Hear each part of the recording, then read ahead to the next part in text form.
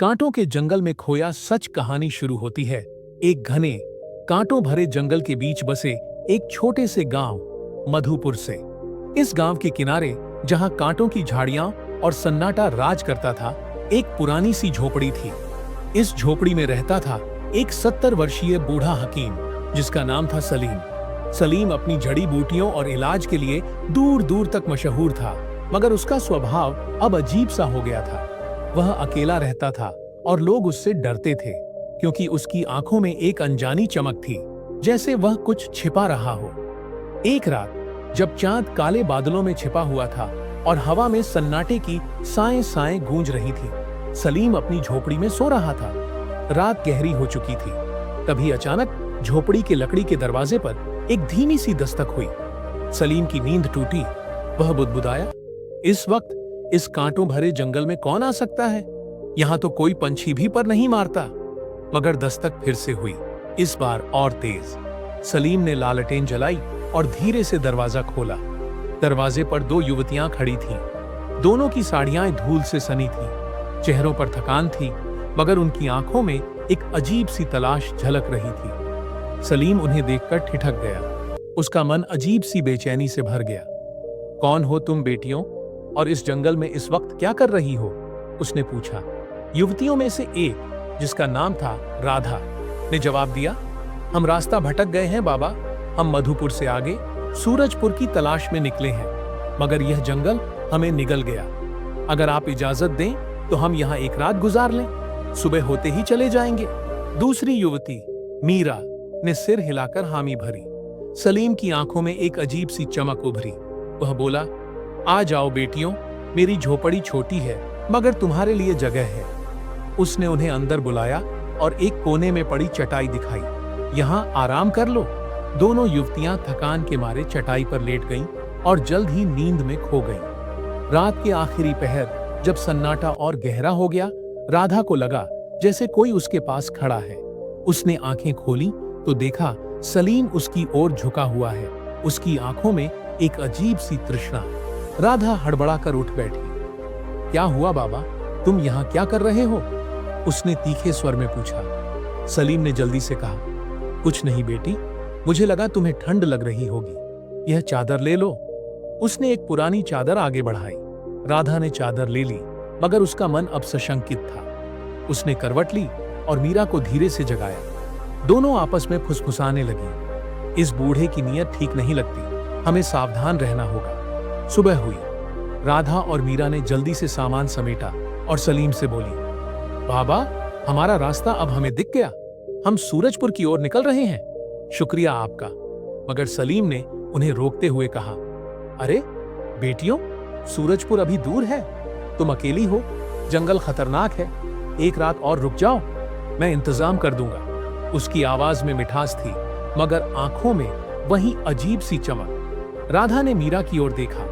दोनों को उसकी बातों पर शक हुआ, मगर जंगल की वीरानी और थकान ने उन्हें रुकने पर मजबूर कर दिया। ठीक है बाबा, मगर यह आखिरी रात है, मीरा ने सख्ती से कहा। सलीम ने सिर हिलाया, मगर उसकी मुस्कान में कुछ छिपा हुआ था। दिन बीता। सलीम दिन भर उनसे नरमी से बात करता रहा। कभी उनके लिए पानी लाया, कभी कुछ खाने को दिया, मगर उसकी नजरें बार बार उनकी ओर उठती थीं, जैसे वह कोई मौका तलाश रहा हो। रात फिर से गहरा गई। राधा और मीरा कोने में लेटी थीं, मगर उनकी आंखें खुली थीं। वे सतर्क थीं। सलीम अपने पलंग पर लेटा था, मगर उसकी आंखें बार बार उनकी ओर जा रही थीं। रात के आखिरी पहर जब जंगल में सिर्फ झींगुरों की आवाज गूंज रही थी, सलीम चुपके से उठा। वह धीरे धीरे राधा के पास गया और उसके बालों को सहलाने लगा। राधा की आंख खुली। उसने झटके से हाथ हटाया और गुस्से में बोली, ये क्या कर रहे हो बाबा, दूर हटो। सलीम हड़बड़ा गया। कुछ नहीं बेटी, मुझे लगा तुम्हारा सिरहाना ठीक नहीं है, यह तकिया ले लो। उसने जल्दी से एक तकिया आगे बढ़ाया और अपने पलंग पर लौट गया। राधा ने मीरा को जगाया। हमें यहाँ से सुबह होते ही निकलना होगा, यह आदमी ठीक नहीं है। मीरा ने सहमति में सिर हिलाया। हाँ, इसकी नजरों में कुछ गलत है। सुबह हुई। दोनों युवतियां उठीं और सलीम से बोलीं, बाबा, अब हमें इजाजत दो, हम सूरजपुर की ओर निकल रहे हैं। मगर सलीम ने फिर उन्हें रोक लिया। बेटियों, जंगल में आज एक व्यापारी काफिला गुजरने वाला है। वह सूरजपुर की ओर जाएगा। तुम उसके साथ चली जाना, मगर तब तक रुक जाओ। राधा और मीरा को उसकी बातों पर अब बिल्कुल भरोसा नहीं था, मगर जंगल की खतरनाक राहों के बारे में सोचकर वे एक बार फिर रुक गईं। ठीक है, मगर यह आखिरी बार है, राधा ने सख्ती से कहा। दिन बीता। सलीम अब और भी बेचैन लग रहा था। उसकी नजरें अब पहले से ज्यादा गहरी थीं, जैसे कोई पुरानी प्यास उसके अंदर जाग रही हो। शाम ढलते ही राधा और मीरा ने आपस में सलाह की। हमें रात होने से पहले निकलना होगा। यह काफिला सिर्फ एक बहाना है। जैसे ही वे झोपड़ी से बाहर निकलने लगीं, सलीम उनके सामने आ खड़ा हुआ। कहाँ जा रही हो बेटियों? रात होने वाली है। जंगल में भेड़िए घूमते हैं। रुक जाओ, मैं तुम्हारी मदद करूंगा। उसकी आवाज में अब फिक्र कम और कोई चाल ज्यादा थी। राधा ने गुस्से में कहा, हमें तुम्हारी मदद नहीं चाहिए, रास्ता हटो। मगर सलीम ने उनका हाथ पकड़ लिया। बस एक रात और बेटियों, मैं तुम्हें कुछ बताना चाहता हूं। तुम जिसे सूरजपुर में ढूंढने जा रही हो, वह शायद यहीं कहीं हो। दोनों युवतियां सन्न रह गईं। तुम्हें कैसे पता कि हम किसी को ढूंढ रहे हैं? मीरा ने तीखे स्वर में पूछा। सलीम ने गहरी सांस ली। मैं अभी कुछ नहीं बता सकता, मगर अगर तुम आज की रात रुक जाओ तो तुम्हारे सारे सवालों के जवाब मिल जाएंगे। राधा और मीरा अब उलझन में थीं। उनके मन में सवालों का तूफान उठ रहा था। यह बूढ़ा कैसे जानता है कि हम अपने भाई को ढूंढ रहे हैं?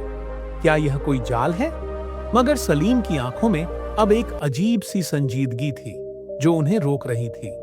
ठीक है, राधा ने आखिरकार कहा, मगर यह आखिरी रात है। अगर कल सुबह तक कोई जवाब नहीं मिला तो हम चले जाएंगे। सलीम ने सिर हिलाया और उसकी आंखों में एक चमक उभरी, जैसे कोई पुराना बोझ हल्का हो रहा हो। रात फिर से गहरा गई। राधा और मीरा अब पूरी तरह सतर्क थीं। वे लेटी तो थीं, मगर उनकी आंखें खुली थीं। सलीम अपने पलंग पर था, मगर उसकी नजरें बार बार उनकी ओर जा रही थीं। रात के आखिरी पहर, जब सन्नाटा अपने चरम पर था, सलीम फिर उठा। वह धीरे से राधा के पास गया और उसके माथे पर हाथ फेरने लगा। राधा ने झटके से आंखें खोली और चिल्लाई, दूर हटो! सलीम हड़बड़ाकर पीछे हट गया और मीरा के पास गया। उसने मीरा का हाथ पकड़ा, मगर मीरा ने भी झटके से हाथ छुड़ाया। यह आखिरी बार है बाबा, अब हमें तंग मत करो, वह गुस्से में बोली। सलीम चुपचाप अपने पलंग पर लौट गया। उसकी आंखों में अब कोई पछतावा नहीं था, बल्कि एक अजीब सी राहत थी। वह बुदबुदाया, बस अब वक्त करीब है। सुबह हुई। राधा और मीरा ने बिना देर किए सामान समेटा और सलीम से बोली, अब कोई बहाना नहीं चलेगा, हम जा रहे हैं। मगर जैसे ही वे झोपड़ी से बाहर निकली, उनकी नजर एक कोने में बैठे एक युवक पर पड़ी। वह एक साफ सुथरे कुर्ते में था। उसका चेहरा रोशन और आंखें गहरी, मगर उसका चेहरा दूसरी ओर था। तुम कौन हो? राधा ने हैरानी से पूछा। युवक ने धीरे से चेहरा घुमाया। दोनों युवतियां सन्न रह गईं। अर्जुन! मीरा चीख पड़ी। हमारा भाई! दोनों उससे लिपट गईं। उनकी आंखों में आंसुओं का सैलाब था। तुम कहां थे? तुम यहां कैसे? राधा ने कांपती आवाज में पूछा।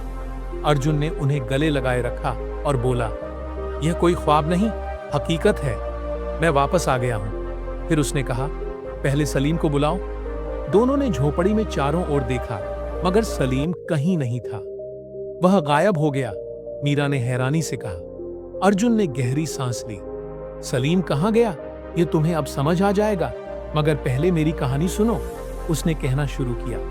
कई साल पहले मैं सूरजपुर के मेले में गया था। वहां मुझे एक बूढ़ी औरत और एक खूबसूरत लड़की मिली। मैंने मजाक में उस लड़की से कहा, तुम इस बूढ़ी औरत के साथ क्यों हो? तुम्हें तो किसी जवान के साथ होना चाहिए। मेरी बात सुनकर वह लड़की गुस्सा हो गई। उसने मेरी ओर देखा और मुझ पर कुछ फूंक मारी। एक पल में मैं एक बूढ़े हकीम की शक्ल में बदल गया। उसने कहा, यह तेरी सजा है, अब तू सारी उम्र इसी हाल में रहेगा। मगर अगर तेरे अपने, जो तुझसे सच्चा प्यार करते हैं, तुझे ढूंढते हुए इस जंगल तक पहुंचे और तेरे साथ वक्त गुजारे बिना तेरी असलियत जाने, तो तू अपनी शक्ल में लौट सकेगा, मगर तू खुद अपनी पहचान नहीं बता सकता। राधा और मीरा अब सन्न थी। तो तुम ही सलीम थे? राधा ने कांपती आवाज में पूछा। अर्जुन ने सिर झुकाकर कहा, हाँ, मैं ही सलीम था। दोनों बहनें रो पड़ी। हमें माफ कर दो भैया, हम तुम्हें पहचान ही नहीं सकी। अर्जुन ने उनके सिर पर हाथ फेरा। इसमें तुम्हारा कोई कसूर नहीं। तुम्हारा प्यार सच्चा था, तुम्हारी तलाश सच्ची थी। उसी ने मेरी सजा को तोड़ा। तीनों ने एक दूसरे को गले लगाया और एक नई जिंदगी की शुरुआत की। अब उनके बीच कोई राज नहीं था, कोई शक नहीं था, बस प्यार था, भरोसा था और एक ऐसा रिश्ता जो हर आजमाइश से गुजरकर और मजबूत हो गया था। नैतिक संदेश, सच्चा प्यार और दिल की साफ नीयत हर सजा, हर दूरी और हर मुश्किल को पार कर सकती है। इंसान की बाहरी सूरत चाहे जो हो, उसकी असली पहचान उसके दिल की सच्चाई और नीयत की पवित्रता से होती है। अगर प्यार में गर्व या शक आ जाए तो वह सजा बन जाता है, मगर अगर उसे सब्र, वफा और सच्चाई के साथ निभाया जाए तो वही प्यार एक दिन इनाम बन जाता है।